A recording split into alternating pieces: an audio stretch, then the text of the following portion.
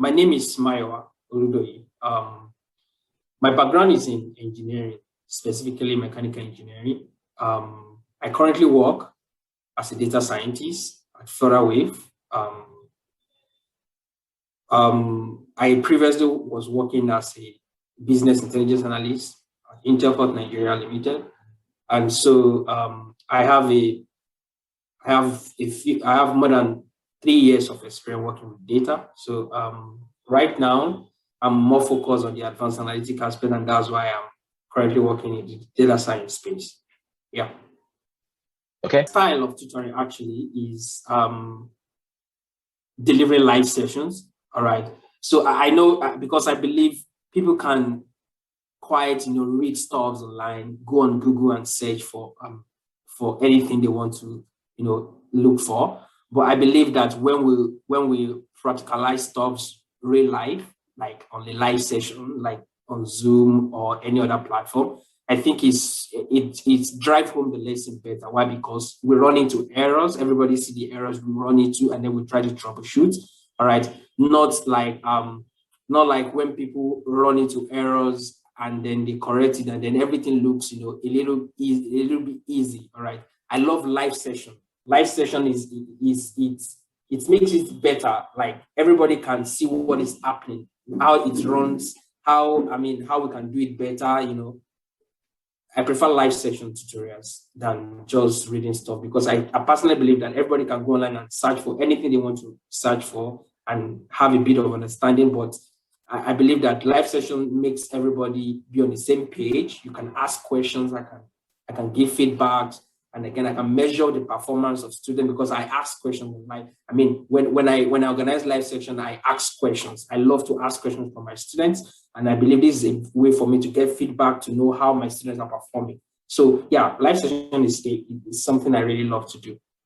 So one thing that I'm a big fan of, do it yourself. All right. So apart from the fact that I'll be taking you through a lot of concepts, a lot of things, I believe that when you do it yourself, when you run into the error, and then you know what to do to troubleshoot, you know how you get the error fixed, that is one way you can maximize the tutorial. All right. So apart from running live sessions, when you do some of the tasks, when you do some of the assignments, when you do some of the projects yourself, I think this way you'll be able to have a good grasp of what we are trying to communicate to you. So I think doing it yourself, getting your hands dirty is one of the ways you can maximize this tutorial. So let me just touch on something a little bit. All right. So in a real life scenario, there are times where you are working on a project and you don't have enough data, right? Or probably you just need a way to enrich your data. Somehow you need some kind of third-party data to get your project going, all right? And then you need to do some kind of data acquisition that is different from what you already have, maybe in your relational database or in some kind of environment that you operate on. So you will need to get data, all right? And that takes us to what we call web scraping, all right? So that is one way you can acquire your own data, all right? That is one way you can enrich maybe the data, because one of the use cases of web scraping today in an enterprise environment is data enrichment. All right, you are working on a project and you want to, you want an external data, you want a third-party data, you do web scraping most time. All right, so it helps you to see from another perspective. It helps you to see. It helps you to compare most times. For example, I love giving examples. So let me just say this. For example, you are working in a bank. All right, and you want to see the performance of your loans, all right, compared to another bank, all right. And let's say there is, let's say for example in Nigeria, let's say the Central Bank of Nigeria on a yearly basis publish data on their website that speaks to the performance of loans in all the banks in Nigeria, all right. The other bank won't give you their data, but one way as a data scientist or as a data analyst in your bank to enrich your own data is to probably scrape the platform and see how your performance is compared to other banks. So yeah, web scraping is a very good concept which you can use to enrich your data, or even acquire new data even when you don't have it. Yeah. So that's one thing I feel the value you're going to get from this, from some of these tutorials, all right, you'll find a way to acquire your own data and then do whatever you want to do with it.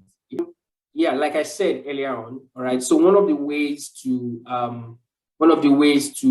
drive home the lesson, one of the ways to ensure that the student have a grasp of what we are teaching or what we are passing across to them is when they do it. And that means there's going to be a lot of projects, all right? So right now, all right, one project that I feel is very important for students to do is to actually, get data. For example, there's one project that is coming to my mind now, right now, which is the stock exchange data, all right? It's somewhere there on the web, somewhere there on the web, but you can't get it, all right? So you want to know how the stocks are doing. You want to know even how to predict the price of stocks. That is a very exciting project. I feel everybody should be interested. Another thing that I feel is very important is getting data from Wikipedia. All right, Wikipedia has been known worldwide to be a web page where a lot of stuffs are important things that are housed. For example, the census program that is conducted in most of the countries today, you will likely find it on Wikipedia. So when you go to such pages, you'll be able to have some of this information. We used to use it to do a lot of other things. So there are a lot of other projects, and there are other projects that I'm thinking about right now. All right, which I believe once we get started, we're able to get our hands on them. Yeah.